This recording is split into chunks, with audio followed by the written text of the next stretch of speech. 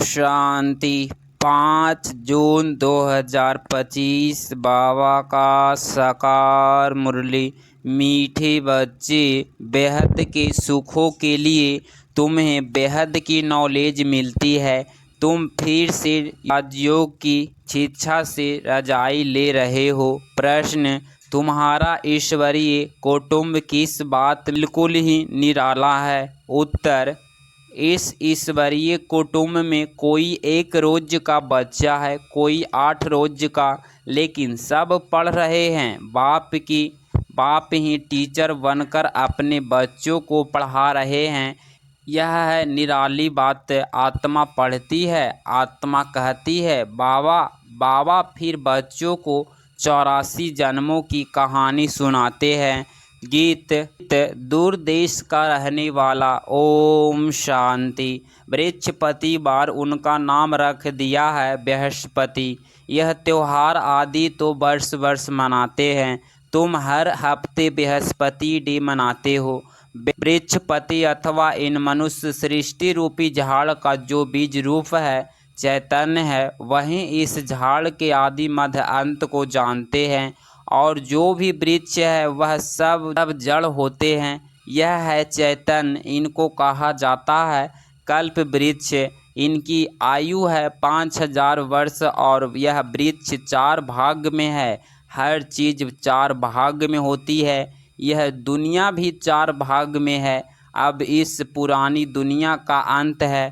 दुनिया कितनी बड़ी है, यह ज्ञान कोई भी मनुष्य मात्र की बुद्धि में नहीं है। यह है नई दुनिया के लिए नई शिक्षा, और फिर नई दुनिया का राजा बनने के लिए अथवा आदि सनातन देवी देवता बनने के लिए शिक्षा भी नई है। भाषा तो हिंदी ही है। बाबा ने समझाया है, जब दूसरी रजाई स्थापन होती है तो उनकी भाषा अलग होती है। सतयुग में क्या भाषा होगी, सो बच्चों थोड़ा थोड़ा जानते हैं। आगे बच्चियाँ ध्यान में जाकर बतलाती थी, वहाँ कोई संस्कृत नहीं है। संस्कृत तो यहाँ है ना, जो यहाँ है वह फिर वहाँ नहीं हो सकती। तो बच्चे जानते हैं यह है वृक्षपति। उनको फादर रचता भी कहते हैं। झाड़ का यह है चैतन्य बीज रूप। वह सब होते हैं जड़। बच्चों को सृष्टि के आदि मध्य अंत को भी जानना चाहिए ना। इस समय नॉलेज ना होने के कारण मनुष्य को सुख नहीं है। यह है बेहद की नॉलेज, जिससे बेहद का सुख होता है। हद की नॉलेज से काष्ठ विष्टा समान सुख मिलता है। तुम जानते हो हम बेहद का सुख के लिए अब पुरुषार्थ कर रहे हैं। फिर से अक्षर फिर से तुम सुनते हो। तुम ही फिर से मनुष्य से देवता बनने के लिए यह राजयोग की शिक्षा प्राप्त कर रहे हो। यह भी तुम जानते हो ज्ञान का सागर बाप निराकार है। निराकारी तो बच्चे आत्माएं भी है, लेकिन सबको अपना अपना शरीर है। इनको अलौकिक जन्म कहा जाता है और कोई मनुष्य ऐसे जन्म ले नहीं सकते जैसे यह लेते हैं, और इनकी भी वानप्रस्थ अवस्था में प्रवेश करते हैं। बच्चे आत्माएं को सम्मुख बैठ समझाते हैं, और कोई आत्माएं को बच्चे बच्चे कह ना सके। कोई भी धर्म वाला हो, जानते हैं शिव बाबा हम आत्माओं का बाबा हैं, वह तो जरूर बच्चे बच्चे ही कहेंगे। बाकी कोई भी मनुष्यात्मा को ईश्वर नहीं कह सकते, बाबा नहीं कह सकते। यूँ तो गांधी को भी बापू कहते थे। म्यूनिसिपालिटी के मेयर को भी फादर कह देते, परंतु वह फादर है।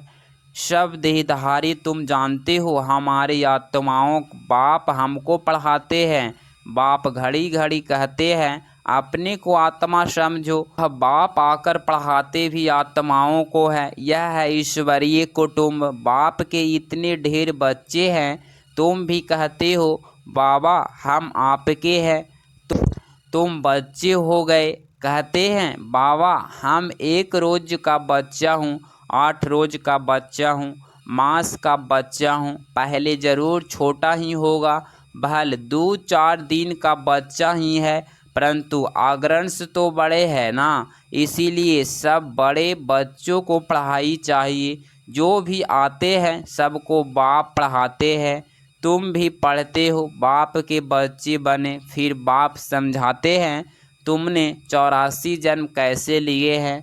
बाप कहते हैं मैं भी बहुत जन्मों के अंत में इसमें प्रवेश करता हूँ और फिर पढ़ाता हूँ। बच्चे जानते हैं यहाँ हम बड़े से बड़े टीचर के पास आए हैं, जिससे से ही फिर यह टीचर्स निकले हैं जिनको पंडित कहते हैं। वह भी सबको पढ़ाते रहते हैं। जो जानते जाएंगे पढ़ाते रहेंगे। पहले पहले तो समझाना ही यह है, दो बात है ना, एक लौकिक और दूसरा प्रलौकिक। बड़ा तो जरूर प्रलौकिक बाप हो गया जिसको भगवान कहा जाता है। तुम जानते हो अभी हमको प्रलौकिक बाप मिला है और किसी को पता नहीं, धीरे धीरे जानते जाएंगे। तुम बच्चे जानते हो हम आत्माओं को बाबा पढ़ाते हैं। हम आत्माएं ही एक शरीर छोड़ फिर दूसरा लेगी, उच्च ते उच्च देवता बनेगी। उच्च ते उच्च बनने के लिए आए हैं। कई बच्चे चलते चलते ऊंचे से ऊंची पढ़ाई को छोड़ देते हैं। किसी न किसी बात में संयंस आ जाता है या माया का कोई तूफान सहन नहीं कर सकते हैं। काम महाशत्रु से हार खा लेते हैं। इन्हीं कारणों से पढ़ाई छूट जाती है। काम महाशत्रु के कारण ही बच्चों को बहुत सहन करना पड़ता है। बाप कहते हैं कल्प कल्प तुम अबलाएं माताएं ही पुकारती हो। कहते हैं बाबा हमको नगन होने से बचाओ। बाप कहते हैं याद के सिवाय और कोई रास्ता नहीं, याद के ही से ही बल आता जाएगा। माया बलवान की ताकत कम होती जाएगी, फिर तुम छूट जाएंगे। ऐसे बहुत बंधन से छूट कर आते हैं, फिर अत्याचार होना बंद हो जाता है। फिर आकर शिव बाबा से ब्रह्मा द्वारा बातचीत करते हैं।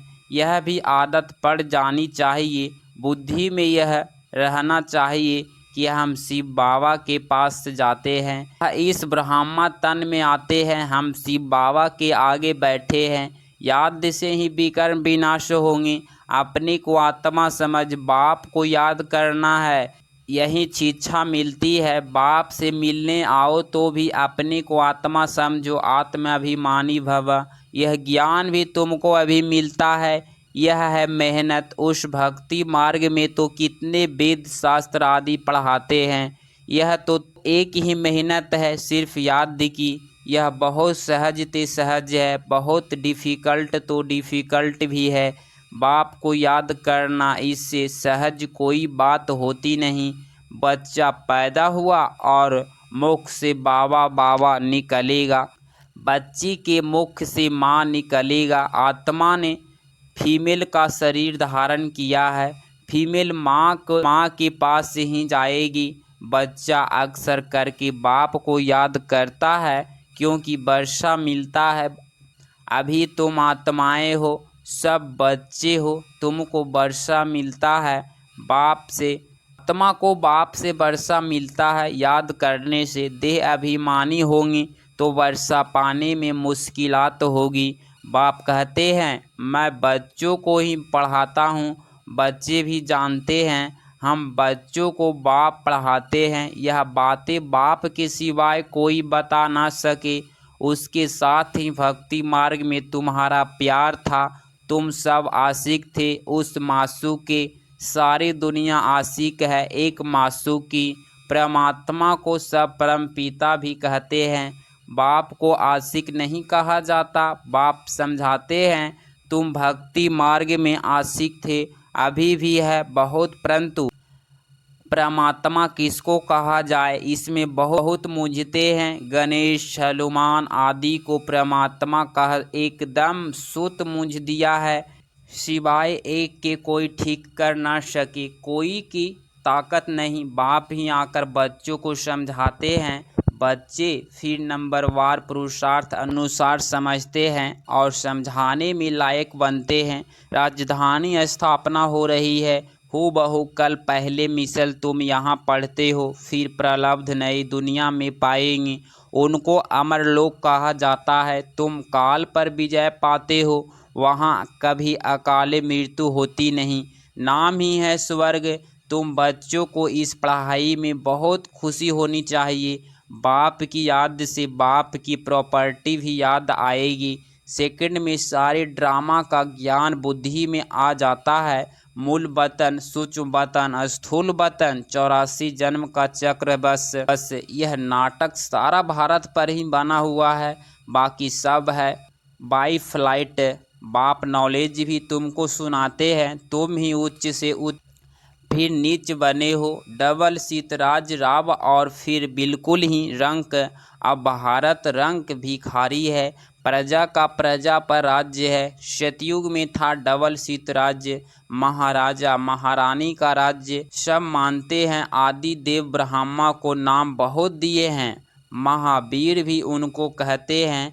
महावीर हनुमान को भी कहते हैं महावीर हनुमान हो, क्योंकि तुम योग में इतना रहते हो जो माया के बहल कितने भी तूफान आए लेकिन तुम्हें हिला नहीं सकते।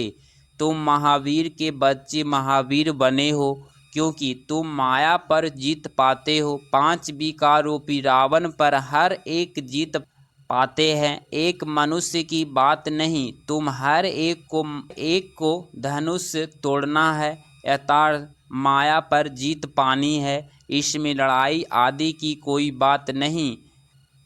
यूरोपवासी कैसे लड़ते हैं, भारत में कौरवों और यौवनों की लड़ाई है। गाया भी हुआ है, रक्त की नदियाँ बहती है, दूध की भी नदियाँ बहेगी। विष्णु को क्षीर सागर में दिखाते हैं। लक्ष्मी नारायण है, पारसनाथ है, उनका फिर नेपाल तरफ पशुपति नाम रख दिया है एक ही विष्णु के 2 रूप, पारसनाथ पारसनाथिनी। वह है पशुपतिनाथ पति, पशुपतिनाथ पत्नी, उसमें विष्णु का चित्र बनाते हैं। अब लेक में क्षीर दूध कहाँ से आए, बड़े दिन पर उस लेक में दूध डालते हैं, फिर दिखाते हैं क्षीर सागर में विष्णु सोया पड़ा है। अर्थ कुछ भी नहीं, 4 भुजा वाला मनुष्य तो कोई होता नहीं। अभी तुम बच्चे सोशल वर्कर हो, रूहानी बाप के बच्चे हो ना। बाप सब बातें समझाते हैं, इसमें कोई साइंस नहीं आना चाहिए। साइंस माना माया का तूफान। तुम हमको बुलाते ही हो, हे पतित पावन आओ, आकर हमको पावन बनाओ। बाप कहते हैं मामे कम याद करो तो तुम पावन बन जाएंगी। 84 के चक्र को भी याद करना है। बाप को कहा जाता है पतित पावन ज्ञान का सागर। 2 चीज हो गई, पतितों को पावन बनाते और 84 के चक्र का ज्ञान सुनाते हैं। यह भी तुम बच्चे जानते हो, 84 का चक्र चलता ही रहेगा, इनकी इंड नहीं है। यह भी तुम नंबरवार पुरुषार्थ अनुसार जानते हो। बाप कितना मीठा है, उनको पतियों के पति भी कहते हैं, बाप भी है। अब बाप कहते हैं मेरे से तुम बच्चों को बड़ा भारी वर्षा मिलता है, परंतु ऐसे मुझ बाप को भी फारकती दे देते हैं। यह भी ड्रामा में नूंद है, पढ़ाई को ही छोड़ देते, गोया फारकती दे देते। इतने बेसमझ हैं। जो अक्लमंद बच्चे हैं वह सहज ही सब बातों को समझकर दूसरे को पढ़ाने लग पड़ेंगे। वह फौरन निर्णय लेंगे कि उस पढ़ाई से क्या मिलता है और इस पढ़ाई से क्या मिलता है, क्या पढ़ना चाहिए। बाबा बच्चों से पूछते हैं, बच्चे समझते भी हैं कि यह पढ़ाई बहुत अच्छी है, फिर भी कहते क्या करें, जिस्मानी पढ़ाई नहीं पढ़ेंगे तो मित्र संबंधी आदि नाराज होंगे। बाप कहते हैं दिन प्रतिदिन टाइम बहुत थोड़े होते जाता है, इतनी पढ़ाई तो पढ़ नहीं सकेंगे। बड़े जोर से तैयारियां हो रही है, हर प्रकार से तैयारी होती है ना। दिन प्रतिदिन 1-2 में दुश्मनी बढ़ती जाती है। कहते भी हैं ऐसी ऐसी चीज़ें बनाई है, फट से सबको खलास कर देंगे। तुम बच्चे जानते हो, ड्रामा अनुसार अब लड़ाई लग नहीं सकती, रजाई स्थापना होनी है। तब तक हम भी तैयारी कर रहे हैं, यह भी तैयारी करते रहते हैं। तुम्हारा पिछाड़ी में बहुत प्रभाव निकलने का है। गाया भी जाता है, अहो प्रभु तेरी लीला, यह इसी समय का गायन है। यह भी गाया हुआ है, तुम्हारी गति मत नियारी, सब आत्माओं का पाठ नियारा है। अभी बाप तुमको श्रीमत दे रहे हैं कि मामे कम याद करो तो विकर्म विनाश होंगे।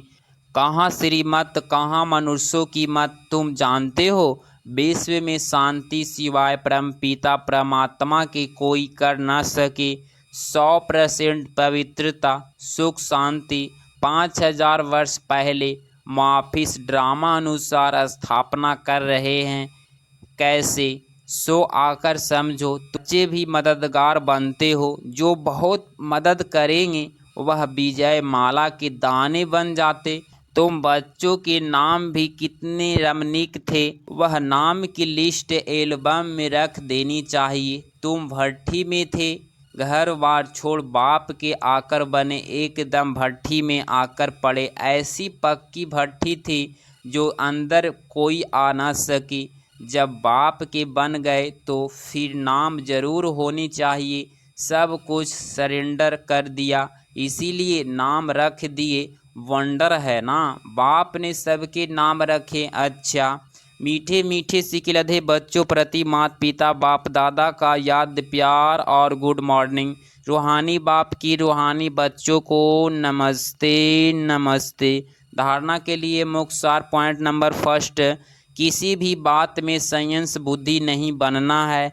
माया के तूफानों को महावीर वन पार करना है। ऐसा योग में रहो जो माया का तूफान हिला न सके। पॉइंट नंबर 2, अक्लमंद बन अपनी जीवन ईश्वरीय सेवा में लगानी है। सच्चा रूहानी सोशल वर्कर बनना है। रूहानी पढ़ाई पढ़नी और पढ़ानी है। 5 जून 2025 का वरदान, अहम और वहम को समाप्त कर रहमदिल बनने वाले विश्व कल्याणकारी भव।